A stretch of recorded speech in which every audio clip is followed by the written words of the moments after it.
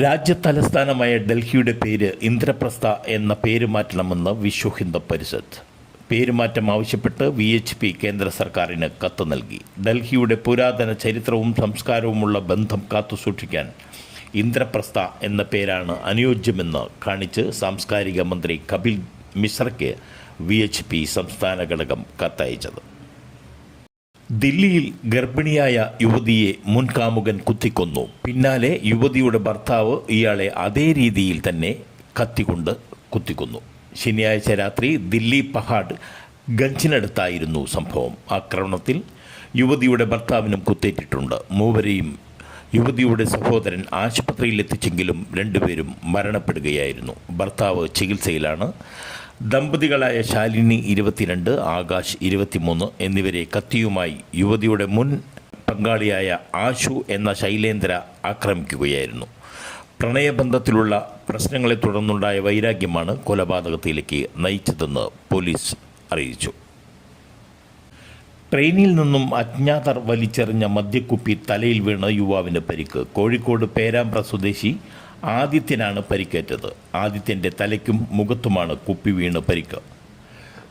കഴിഞ്ഞ ദിവസം വൈകിട്ടായിരുന്നു സംഭവം. ചില്ലുകുപ്പിയായിരുന്നു യുവാവിൻ്റെ മുഖത്ത് പതിച്ചത്. സംഭവത്തെ തുടർന്ന് ഉടൻ തന്നെ സമീപത്തെ സ്വകാര്യ ആശുപത്രിയിൽ യുവാവിനെ പ്രവേശിപ്പിച്ചു.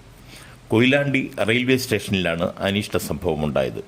കോഴിക്കോട് നിന്ന് കണ്ണൂർ ഭാഗത്തേക്ക് പോവുകയായിരുന്ന തിരുവനന്തപുരം പോർബന്ദർ എക്സ്പ്രസിൽ നിന്ന് അജ്ഞാതൻ കുപ്പി പുറത്തേക്ക് വലിച്ചെറിയുകയായിരുന്നു. ട്രെയിൻ ഇറങ്ങി ട്രാക്കിന് സമീപത്തു കൂടി നടന്നു പോവുകയായിരുന്നു. ആദിത്യൻ്റെ മുഖത്താണ് കുപ്പി പതിച്ചത്. താടിയിൽ സാരമായി പരിക്കേറ്റ ആദിത്യൻ്റെ പല്ലുകൾക്കും കേടുപാട് സംഭവിച്ചു.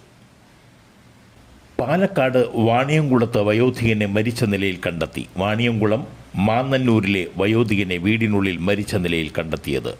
മാന്നന്നൂർ വടക്കേക്കുന്നത്ത് വീട്ടിൽ വേലുക്കുട്ടി 62 ആണ് മരണപ്പെട്ടത്. മൃതദേഹത്തിന് 2 ദിവസത്തോളം പഴക്കമുള്ളതായി സംശയിക്കുന്നു. 2 ദിവസമായി വേലുക്കുട്ടിയെ പുറത്ത് കാണാത്തതിനാൽ അയൽക്കാർ ഫോണിൽ ബന്ധപ്പെടാൻ ശ്രമിച്ചിരുന്നുവെങ്കിലും കിട്ടിയിരുന്നില്ല. ഫോണിൽ വിളിച്ചിട്ട് കിട്ടാതിരുന്നതിനാൽ നാട്ടുകാർ വീട്ടിൽ ചെന്ന് നോക്കി. വീടിൻ്റെ വാതിൽ തുറന്നിട്ടിരുന്നുവെങ്കിലും ആളെ കണ്ടെത്തിയില്ല. ഇതോടെ നടത്തിയ പരിശോധനയിലാണ് വേലുക്കുട്ടിയുടെ മൃതദേഹം വീടിനകത്ത് നിന്ന് കണ്ടെത്തിയത്. ചോറ്റാനിക്കരയിൽ ജ്യേഷ്ഠൻ അനിയനെ തീ കൊളുത്തി കൊല്ലാൻ ശ്രമിച്ചു. ഗുരുതരമായി പരിക്കേറ്റ സഹോദരൻ ഇപ്പോൾ കളമശ്ശേരി മെഡിക്കൽ കോളേജിൽ ചികിത്സയിലാണ്. ചോറ്റാനിക്കര ക്ഷേത്രത്തിന് സമീപത്തെ പാർക്കിംഗ് ഗ്രൗണ്ടിലാണ് സംഭവം നടന്നത്.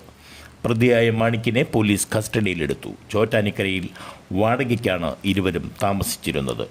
വാക്കുതർക്കമാണ് ക്രൂരകൃത്യത്തിൽ കലാശിച്ചത് എന്നാണ് വിവരം. തർക്കത്തിന് ശേഷം പുറത്തുപോയ മാണിക്യൻ കുപ്പിയിൽ പെട്രോൾ വാങ്ങി തിരിച്ചെത്തിയാണ് അനിയൻ്റെ ദേഹത്ത് ഒഴിച്ചതും തുടർന്ന് തീ കൊളുത്തുകയും ചെയ്തത്.